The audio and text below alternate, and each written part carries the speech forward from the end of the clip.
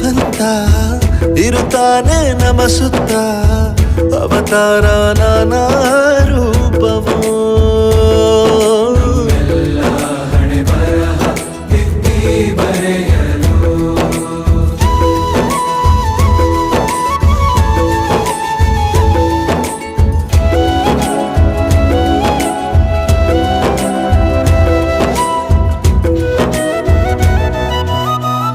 ಬಾಳಲ್ಲಿ ಲೆಕ್ಕ ಎಷ್ಟು ಮುಖ್ಯ ಎಂಬುದ ಬೆರಳಲ್ಲೇ ತೋರಿ ಕಲಿಸಿದ ಗುರುಗಳೇ